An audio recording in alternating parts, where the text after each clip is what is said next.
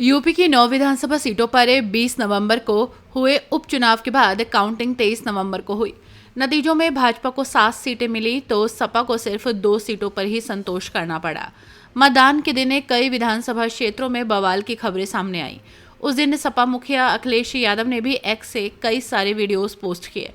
अब अखिलेश यादव ने नतीजों को लेकर प्रेस कॉन्फ्रेंस कर बड़ा आरोप लगाया है। सपा मुखिया ने कहा कि मतदान के दिन वोटरों को रोका गया, बूथ एजेंट को बाहर निकाल दिया गया, तो फिर वोट किसने दिया। उत्तर प्रदेश विधानसभा उपचुनाव के नतीजों पर अखिलेश यादव ने कहा कि चुनाव के दिन लगातार बहुत सारे वीडियोस मिल रहे थे जिसकी जानकारी हम आपको दे रहे थे और सोशल मीडिया के माध्यम से चुनाव आयोग और संबंधित अधिकारियों को जानकारी दी जा रही थी। मैंने कुनरकी से हमारे समाजवादी पार्टी के प्रत्याशी का वीडियो देखा। जब वो वोट डालने गए तो उन्हें जानकारी मिली कि उनके बूथ एजेंट को निकाल दिया गया।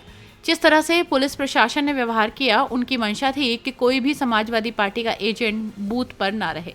सपा मुखिया अखिलेश यादव ने कहा कि संभल में जानबूझकर हिंसा कराई गई। जानबूझकर संभल में सर्वे टीम को भेजा गया। संभल की घटना खुद सरकार ने करवाई है। संभल की घटना मुद्दे को भटकाने के लिए हुई है। संभल की घटना को लेकर सपा मुखिया अखिलेश यादव ने कहा कि इसमें एक युवक की मौत भी हुई है, दूसरे साइड की कोई सुनने वाला नहीं है। वहीं उन्होंने कहा कि उपचुनाव में धांधली हुई है। चुनाव में एक विधायक को भी अपमानित होना पड़ा, जिनकी उंगली में निशान नहीं है, उनके भी वोट डाले गए। ईवीएम की फॉरेंसिक जांच होनी चाहिए। हो रहा था और जिस समय वोट पड़ रहे थे उस समय भी आप मिले थे। बहुत सारे वीडियोस, बहुत सारी जानकारी लगातार मिल रही थी जिसकी सूचना हम लोग आपको भी दे रहे थे और आज के समय पर जो सोशल मीडिया उसके माध्यम से भी चुनाव आयोग और संबंधित अधिकारी तक बात पहुंचा रहे थे। मुझे याद है मैंने कुनरकी के अपने समाजवादी पार्टी के प्रत्याशी उनका वीडियो देखा था। सुबह ही सुबह जब वो निकले हैं वोट डालने तो उन्हें जानकारी मिल गई कि उनके बूथ के एजेंटों को निकाल दिया गया है। पुलिस प्रशासन ने मिलकर के जो व्यवहार किया और उनकी नियत और मंशा यही थी कि कोई भी समाजवादी पार्टी का एजेंट बूथ पर न रहे, इसलिए जानबूझ करके प्रशासन ने और खासकर पुलिस ने, वो भी निर्देश पर, सभी बूथ एजेंटों को लगभग निकाल दिया गया और बड़े पैमाने पर जहां समाजवादी पार्टी के समर्थक थे, समाजवादी पार्टी के लोग वोट डालने जाना चाहते थे, जाते उन्हें रोक दिया गया। अगर मान लीजिए रोक दिया गया है वोटर को, तो वोट किसने डाले?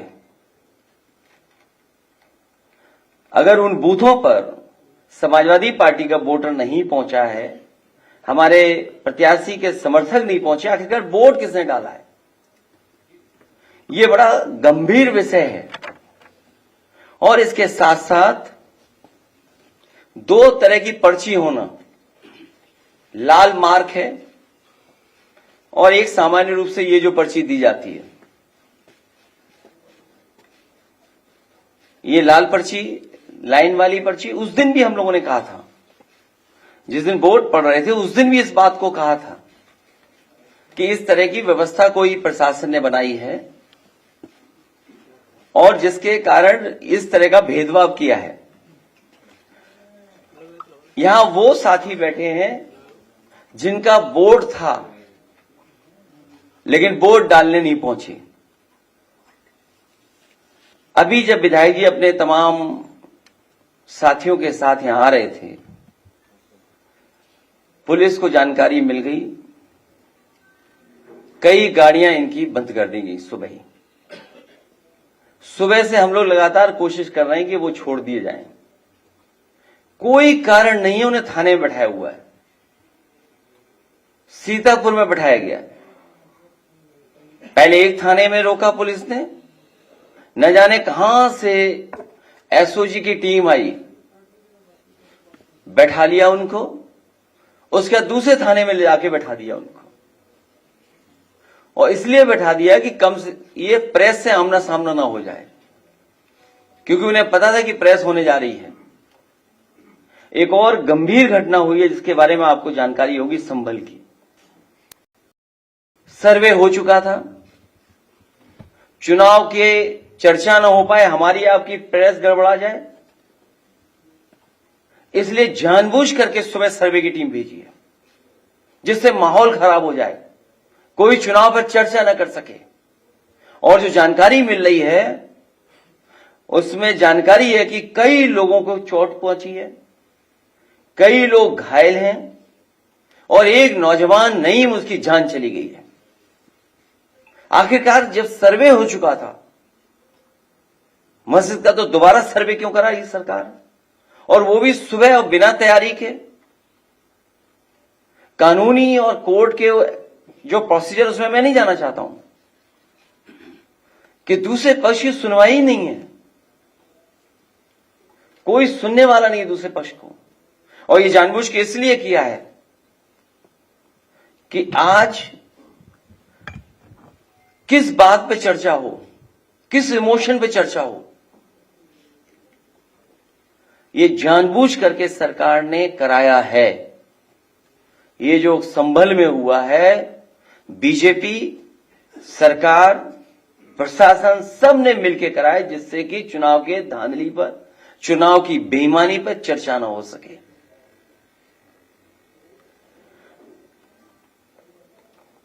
लोकतंत्र में सच्ची जीत लोक से होती है, तंत्र से नहीं। लेकिन ये नया लोकतंत्र जो बनाया भारतीय जनता पार्टी ने, उसमें लोगों को वोट नहीं डालने दे रहे हैं, अपने तंत्र को आगे कर दे रहे हैं। और जब कभी भी निष्पक्ष जांच होगी, जिस समय निष्पक्ष जांच होगी और तमाम वीडियोज जो या सीसीटीवी के माध्यम से जो रिकॉर्डिंग होती है बूथ की, जब उसकी सच्चाई सामने आएगी तो पता लगेगा कि वोटर्स ने वोट नहीं डाला, वहां के कौन वोटर बन गए ये भी किसी को नहीं पता। बूथ के अंदर किसने वोट डाला किसी की जानकारी नहीं है। जिस जीत के पीछे छल होता है वो दिखावटी जीत का छलावा होता है। जो सबसे ज्यादा उस सीट को छलती है जिसके छल करके जीत का नाटक रचा है। ये पूरा नाटक है इनका, भारतीय जनता पार्टी का। ये जश्न मनाना, लड्डू के नीचे लड्डू को रखने वाली जो वो थोड़ा बहुत जो मिठाई वाले लगाते हैं, बिना हटाए लड्डू खिला देना, ये सब नाटक था। ऐसी जीत जीतने वालों को कमजोर करती है, नैतिक रूप से उनके जमीर को मार देती है। बिना जमीर के जीने वाले अंदर से खोखले होते हैं। ऐसे लोग सबके सामने अपने को ताकतवर दिखाने की कोशिश करते हैं, लेकिन अकेले में आईने में अपना मुंह देखने से भी डरते हैं। भाजपा का हारने का डर तो उसी दिन साबित हो गया था जिस दिन उसने पीडीए के अधिकारी कर्मचारियों को चुनाव से हटा दिया था, जिससे इनके अपने लोग वहां सेट किए जा सकें और धांधली की गवाही देने वाला कोई न हो। हमने तो भाजपा की बदनीयत को समझकर तब ही विरोध किया था, लेकिन जब शासन प्रशासन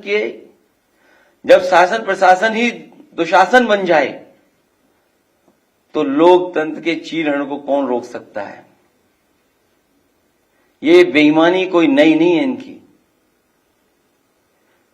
चुनाव में धांधली करना और धांधली का परिणाम हमने सबने कैमरे पे देखा था।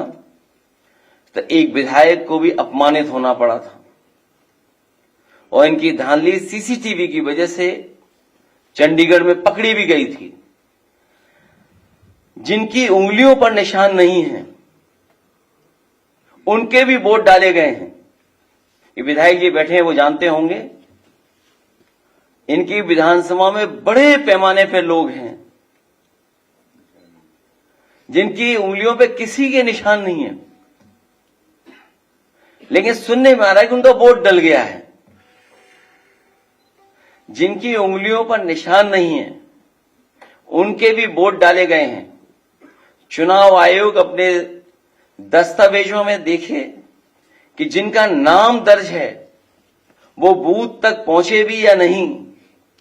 जिस समय ये जांच होगी कि लोग बूथ तक पहुंचे कि नहीं पहुंचे हैं, दूध का दूध पानी का पानी हो जाएगा। अगर ईवीएम की कोई फॉरेंसिक जांच संभव हो, अगर ईवीएम की कोई फॉरेंसिक जांच संभव हो तो बटन दबाने के पैटर्न से ही पता चल जाएगा कि एक ही उंगली से कितनी बार बटन दबाया गया है। और अगर ये संभव हो तो ये पता किया जा सकता है कि एक ही उंगली से कितनी बार बटन दबाया गया है। और सुनने में यहां तक आया है कि जो लोग बाहर थे उनको चिन्हित पहले ही कर लिया उन्होंने। जो लोग बाहर थे उन्हें चिन्हित पहले ही कर लिया और उनके वोट भी इन्होंने डाल दिए। ये नए जमाने की इलेक्ट्रॉनिक बूथ कैप्चरिंग है। ये नए जमाने की इलेक्ट्रॉनिक बूथ कैप्चरिंग का मामला है जो कोर्ट की निगरानी में होने वाली मतगणना में कैमरे के सामने हेराफेरी कर सकते हैं। वो अपने लोगों के बीच बूथ के बंद कमरे में क्या नहीं कर सकते। अगर पीडीए के अधिकारी कर्मचारी बदलकर धांधली न की होती तो भाजपा एक भी सीट के लिए तरस जाती, जैसे कि लोकसभा चुनाव में हुआ था। जब ऐसी व्यवस्था मिल्कीपुर में नहीं हो पाई तो वहां का चुनाव भी सरकार ने टाल दिया। और धांधली करने के लिए ही, और इस बात की भनक जब पड़ गई सरकार को कि जो लोग छुट्टी पे आए हैं वो लोग भी भारतीय जनता पार्टी के खिलाफ मतदान कर करके जाएंगे, तो इन्होंने चुनाव की तारीखें बदल दी थी। एक देश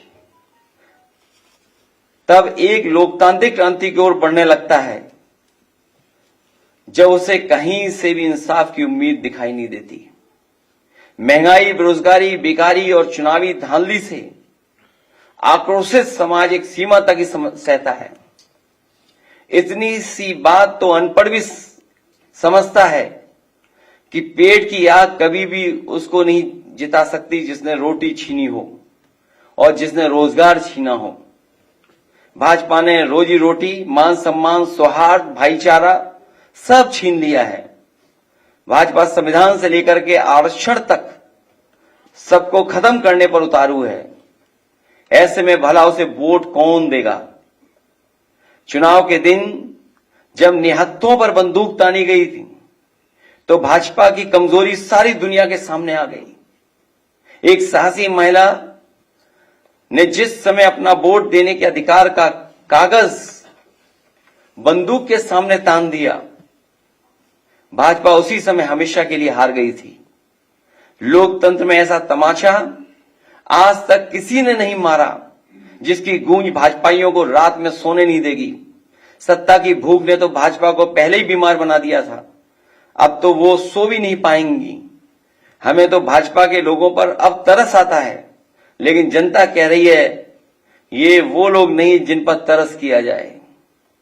भाजपा सोच रही है कि इन परिणामों से पीडीए हताश होगा, तो वो गलत सोच रही है। अन्याय और पीड़न लोगों तो तोड़ता नहीं समझ जोड़ता है, तोड़ता नहीं बल्कि जोड़ता है लोगों को। उत्पीड़न और अन्याय कभी भी लोगों को तोड़ता नहीं है, जोड़ने का काम करता है।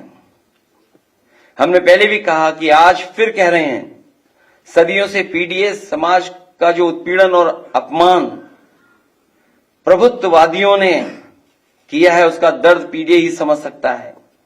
पीडीए दर्द का रिश्ता है, यही दर्द पीडीए को लगातार जोड़ रहा है। ये एकता ही भाजपा की चिंता का सबसे बड़ा विषय बना हुआ है। क्या पीडीए एक क्यों है? पीडीए एक साथ क्यों खड़ा है? भाजपा की बुनियाद हिल चुकी है।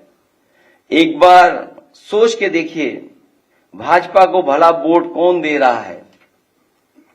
क्या वो गरीब जो महंगाई का मारा है, या वो पिछड़ा दलित अल्पसंख्यक या आदिवासी जिसका भाजपा राज में लगातार शोषण हो रहा है, जिसका आरक्षण मारा जा रहा है, या वो किसान जिसको खाद नहीं मिल पा रही है, या जिसकी फसल छुट्टा पशु खा जा रहा है, या जिसकी फसल की कीमत उसे नहीं मिल रही है, या वो मजदूर जिसे बेकारी के कारण मजदूरी नहीं मिल रही है, या वो दुकानदार जो मंदी का मारा है, या वो कारोबारी व्यापारी जो भ्रष्ट जीएसटी और भाजपाई चंदे की रसीद काटने वालों से परेशान है, या वो महिला जो यूनिवर्सिटी कैंपस तक में सुरक्षित नहीं है, या वो सरकारी कर्मचारी जिनके ऊपर भ्रष्टाचार करने का दबाव है, या जिनकी पुरानी पेंशन तक छीन ली गई, या वो पत्रकार जिनको निर्वस्त्र करके पीटा जा रहा है, या वो जो नौकरी के लिए धरने पर बैठे थे, चाहे 69,000 शिक्षक भर्ती का मामला हो, या पुलिस का हो, या अग्निवीर भर्ती का हो, या जज की परीक्षा में कॉपी बदलने का, या परीक्षा में पेपर लीक का, रद्द होने का, या कोर्ट में रिजल्ट फंस जाने वालों का, इन सब बातों से लाखों निराश युवा हैं और उनके हताश परिवार के करोड़ों लोग अब भी सरकार के विरोध में खड़े हैं। सच तो यह है, भाजपा को 5% लोग भी वोट नहीं दे रहे हैं। इनकी जीत में वोट की कोई भूमिका ही नहीं है। ये तंत्र की हेराफेरी से जीतने वाले लोग हैं और वोट को लूटने वाले लोग हैं। इसलिए ये चुनाव निष्पक्ष नहीं था, ये बेईमानी से और वोट को लूट करके चुनाव जीता गया है।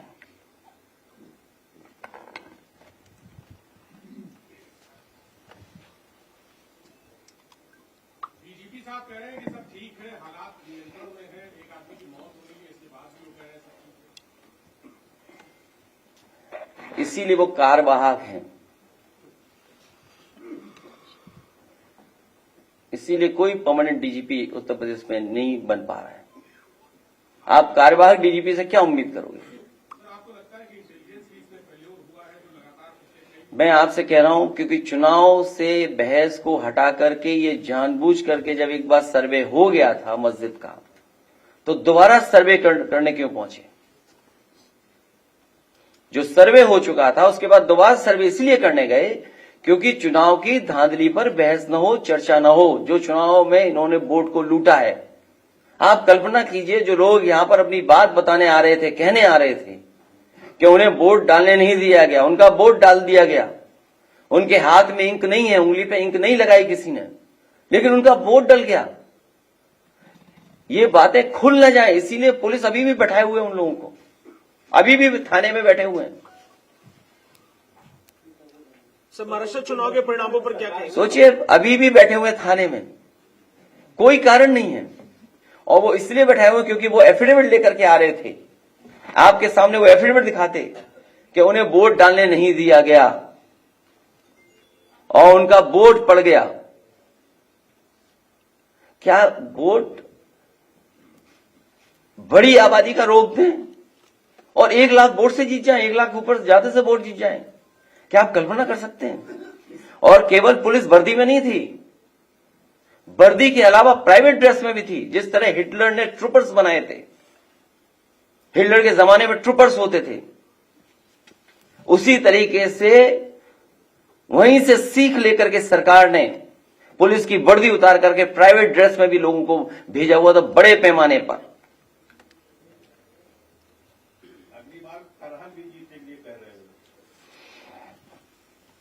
अगली बार कुंदरकी 1 लाख से ज्यादा वोटों से हराएगा।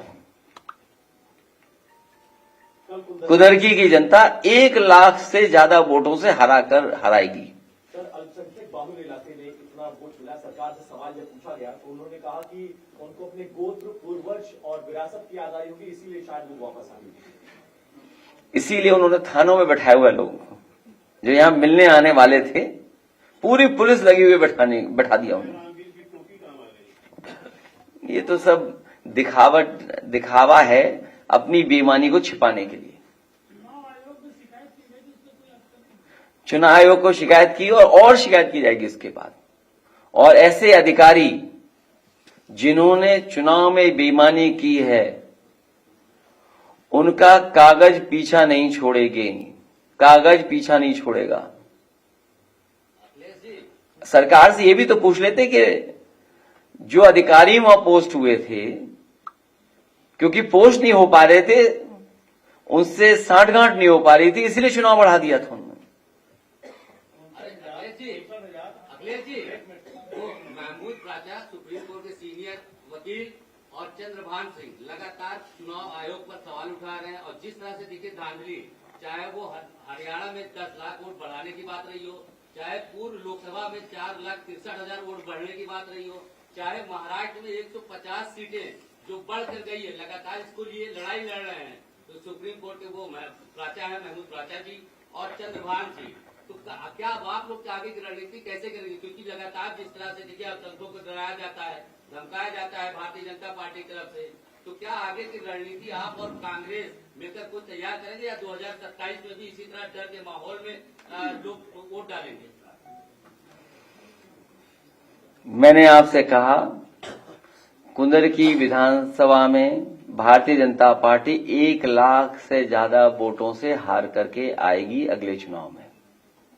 आपने अभी जो सीतापुर वाली बात कही है, स्पीड पे सीतापुर पुलिस दिख रही है कि उनके पास गाड़ियों की आरसी और तो यात्रियों को बैठा लोगे आप?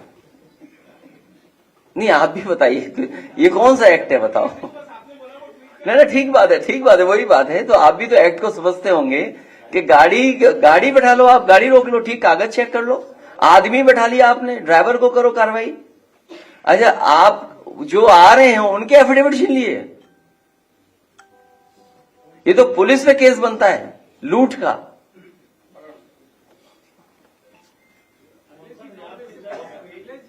घोटाला में आपने कई बार अनुरोध किया और हाईकोर्ट के आदेश के बाद सरकार के कान में जो ले रहे थे, उसके बाद भी चुनाव में अस्पष्ट बहुमत, महाराष्ट्र में आखिर एक मामला क्या है समझ में मुझे नहीं आता। ऐसी स्ट्राइक रेट कभी देखी आपने जो बीजेपी की स्ट्राइक रेट इस बार दिखाई दी है चुनाव में? अभी तक के चुनावों में किसी भी पॉलिटिकल पार्टी की ऐसी स्ट्राइक रेट देखी आपने? और हमारे एक साथी ने ठीक कहा कुछ पहनावे को लेकर के, जिस पार्टी को हमेशा पहनावे पे शिकायत रहती थी, कौन क्या खा रहा है इस पे शिकायत रहती थी, वो क्या दावा कर रहे हैं? और सच्चाई तो ये है कि इन्हें बूथ तक नहीं पहुंचने दिया, इनकी उंगलियों पे निशानी नहीं है। चंडीगढ़ में आपने धांधली नहीं देखी, सीसीटीवी नहीं होता अगर, तो क्या वो आईएएस अधिकारी पकड़ा जाता? इसीलिए मैंने कहा कि नए तरह की ये इलेक्ट्रॉनिक वोटिंग मशीन से लूट और बूथ कैप्चरिंग है, आपको पहुंचने ही नहीं देंगे वहां तक। जो सीटों पर वोट डाला है, कितने संघर्ष के बाद वोट डाला है कार्यकर्ताओं ने, मैं बधाई देना चाहता हूं अपने कार्यकर्ता और जो मतदाता जो वोट डालने गए हैं, कितने संघर्षों के बाद भी वो बूथ तक पहुंचे और वोट डाल करके आए। क्या बीजेपी के किसी कार्यकर्ता को रोका गया? ये उनकी स्ट्रेटेजी थी। आप एक एक बूथ उठा के देख लीजिए बीजेपी का, उन्होंने बूथ कैप्चर करके 90% से ज्यादा वोट डाल लिया अपने बूथ पर। हमारे बूथों पर कितने परसेंटेज है? 13%, 12%, 11%, और उनके बूथ पे 90% वोट पड़ गया, एक ही जिले में, एक ही विधानसभा में। क्या पुलिस गोदी में उठा के ला रही थी वोटरों को? इसका मतलब तो यह हुआ कि पुलिस के लोग भारतीय जनता पार्टी के वोटरों को गोदी में उठा करके वोट डलवा रहे थे, मना रहे थे कि वोट डालने जाओ। मायावती जी ने किनारा कर लिया है उपचुनाव पे। इससे पहले भी जो है चुनाव में इस तरह का हुआ है कि मेरठ में मुरादाबाद में रोका गया, मुस्लिम बहुल इलाकों में ज्यादा ये होता है। 21 में जब ब्लॉक प्रमुख वाला चुनाव हुआ तो एक महिला की तारीफ की गई थी, तो उसको लेकर के विपक्ष क्यों नहीं कोई स्ट्रैटेजी बना पा रही है? क्योंकि ये तो लगातार लोकतंत्र का हनन कर रहा है। और आप अभी 24 की स्ट्रेटेजी नहीं देखी, वही हार अभी तक स्वीकार नहीं कर पा रही बीजेपी। लेकिन सर अब तो जो बंदूक की नोक पर जो है वो रोका जा रहा है ना। इसके लिए स्ट्रेटेजी भी बनेगी, तरीका भी बनेगा। इसीलिए मैंने कहा जिन अधिकारियों ने धांधली की है, कागज उनका पीछा नहीं छोड़ेगा। सीसीटीवी या जो हमारे समाजवादियों के पास बड़े पैमाने पर रिकॉर्डिंग है, उन सबको चुनाव आयोग के सामने रखा जाएगा। उसमें मुझे उम्मीद है कि आप लोग भी सहयोग करेंगे। समय समय पर आप भी समाजवादी पार्टी का सहयोग करें लोकतंत्र मजबूत करने के लिए। उन वीडियोस को जरूर चलाएं आप लोग भी। किसका 24 में कर लिया था क्या इन्होंने? अभी तक अयोध्या की हार से नहीं उभर पाएंगे लोग। सच्चाई तो ये है। और सोचिए, जब अयोध्या हार सकते हो, कह रहे हम कुदर की जीत गए, जहां पे वहां आम वोटर ने रिजेक्ट कर दिया हो, और क्या कहते हैं कुदर की जीत लिया, हमें कुदर की वोट दिया है, जिनके अपने वोटरों ने, इनके अपने वोटरों ने रिजेक्ट किया है, जहां पर मिल्कीपुर में चुनाव नहीं करा पा रहे हैं। इसीलिए मैंने कहा कि अगर फॉरेंसिक लैब में ये बात चेक हो जाए कि ईवीएम की मशीन के बटन किसने दबाए हैं, तो आप पाएंगे कि एक ही व्यक्ति बटन दबा रहा होगा। अब बात बहस आगे नहीं करिए। हमारा व्यू पॉइंट लोकसभा में मैं बोल चुका हूं, वही हमारा है जो मैं लोकसभा में बोल चुका हूं।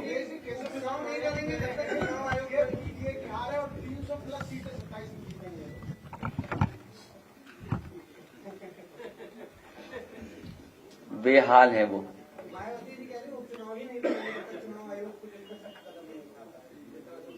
अब उपचुनाव हो गई नहीं, अब उपचुनाव कोई होगा ही नहीं, एक होगा बस। सर महाराष्ट्र और झारखंड चुनाव परिणामों पर क्या कहेंगे सर?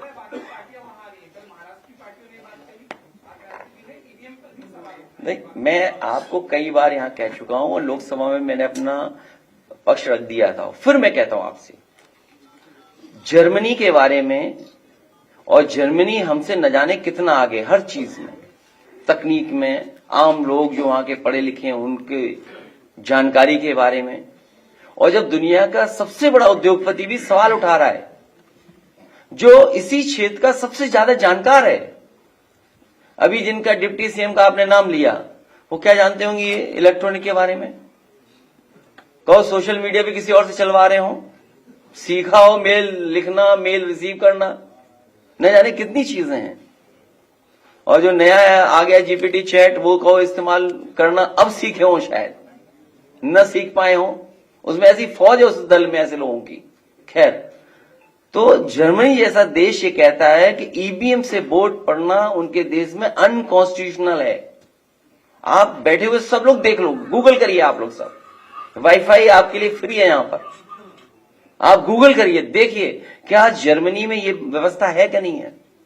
जब जर्मनी जैसा देश ईवीएम को स्वीकार नहीं कर रहा है, तो जो दल सवाल उठा रहे हैं स्वाभाविक है। इसको लेकर जनता को और विपक्ष को एक बड़ा आंदोलन नहीं करना चाहिए, क्योंकि आप लोग सिर्फ सवाल ही कर रहे हैं, वो नहीं कर रहे हैं। अभी हारे हम लोगों ने इतना वोट डाला, मैं फिर कहूंगा पीडीएफ परिवार इतना वोट डालेगा कि मशीन भी नहीं कैलकुलेट कर पाएगी।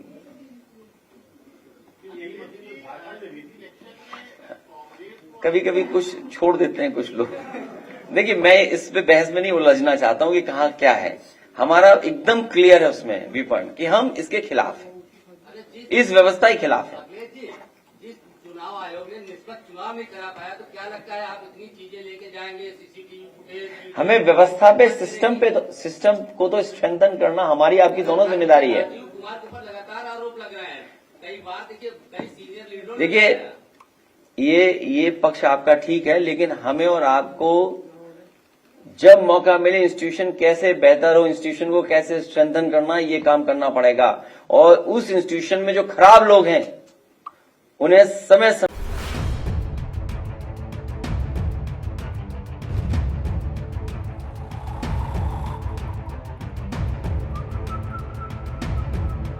हर बड़ी खबर का असली एड्रेस है खबरनामा।